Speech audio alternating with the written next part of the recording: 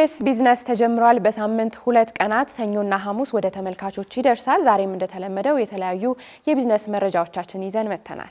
ቃል ኪዳን ታደሰና ቁም ነገር ተስፋዬ የዕለተ ሰኞ የኢቢኤስ ቢዝነስን ወደ እናንተ እናደርሳለን። የተከታተላችሁን አብራችሁን ቆዩ። ኢትዮጵያ መስራች አባል የሆነችበት የዓለም የአርቲፊሻል ኢንተለጀንስ የትብብር ድርጅት ተመስርቷል። የ2026 የዓለም አርቲፊሻል ኢንተለጀንስ ኮንፈረንስ በቻይና ሻንጋይ ከተማ የተካሄደ ሲሆን ኢትዮጵያን ጨምሮ በ29 ሀገራት አባል የሆኑበት የትብብር ድርጅት ስምምነት መመስረቱ ነው የተነገረው። የኢኖቬሽንና ቴክኖሎጂ ሚኒስተሩ ዶክተር በለጠ ሞላ እንዳሉት ኢትዮጵያ የአርቲፊሻል ኢንተለጀንስ ለሀገር እድገትና ደህንነት ያለውን ፋይዳ ቀደም ብላ በመገንዘብ በአፍሪካ ቀዳሚ የሆነውን የአርቲፊሻል ኢንተለጀንስ ተቋም በማቋቋምና ፖሊሲ በመቅረጽ ወደ ተጨባጭ ስራ መግባቷን ተናግረዋል። ኢትዮጵያ ከሌሎች ለመማርና ልምዷን ለማካፈል በትብብር ለመስራት ዝግጁ መሆኗን ያረጋገጡት ሚኒስትሩ አሁን የተመሰረተውና በርካታ ሀገራትን ያሳተፈው ድርጅት ኃላፊነት ለተሞላበትና ፍትሐዊ ዓለም አቀፍ የአርቲፊሻል ኢንተለጀንስ ልማት አስተዋጽኦም ያደርጋል ነው የተባለው።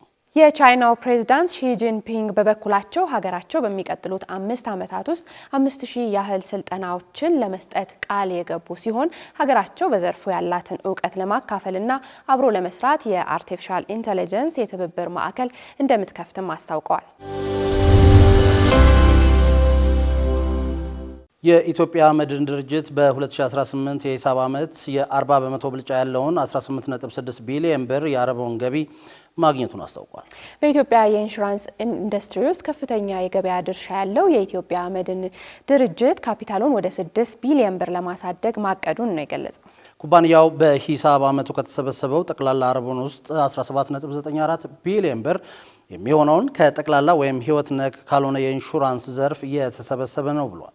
በአመቱ ከህይወት ኢንሹራንስ ዘርፍ የሰበሰበው የአረቦን መጠን ደግሞ ለመጀመሪያ ጊዜ ከግማሽ ሚሊዮን ብር በላይ መሻገር ችሏል። ድርጅቱ በአሁኑ ወቅት ያለው የተከፈለ ካፒታል መጠን 592 ሚሊዮን ብር በላይ ሲሆን በቀጣይ ተወዳዳሪነቱን ለማሳደግ እንዲረዳው የካፒታል መጠኑን ወደ 6 ቢሊዮን ብር ለማሳደግ አቅዷል ነው የተባለው። የኦሮሚያ ህብረት ስራ ባንክ አክሲዮን ማህበር በምቹ በዲጂታል ብድር አገልግሎቱ ከ60 ቢሊዮን ብር በላይ ብድር ማሰራጨቱን አስታውቋል። ለጥቃቅንና አነስተኛ የንግድ ዘርፍ ለተሰማሩ የቢዝነስ ሰዎች ያለ ማስያዣ ብድር የሚያቀርበው ምቹ ዲጂታል የፋይናንስ ተደራሽነትን በማሳደግ ከፍተኛ አስተዋጽኦ እያበረከተ እንደሚገኝ ተገልጿል። አገልግሎቱ በጀመረ 4 ዓመት ባልሞላ ጊዜው 3.2 ሚሊዮን በሚሆኑ የሂሳብ አካውንቶች አማካኝነት ከ60 ቢሊዮን ብር በላይ ብድር ማቅረብ ችሏል። አገልግሎቱ ተስማሚ የዲጂታል ብድር መፍትሄዎችን በማቅረብ ለስራ ፈጣሪዎች ጥቃቅንና አነስተኛ ንግዶችን በመደገፍ አካታች የኢኮኖሚ እድገት አስተዋጽኦ እያደረገ ይገኛልም ተብሏል።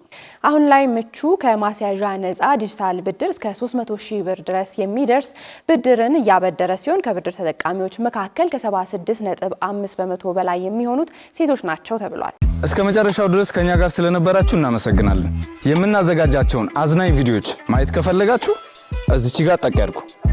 ሰብስክራይብ የሚለውን ደግሞ እዚህ ጋር ጠቅ ማድረግ እንዳትረሱ። በቀጣይ ቪዲዮ እንገናኝ።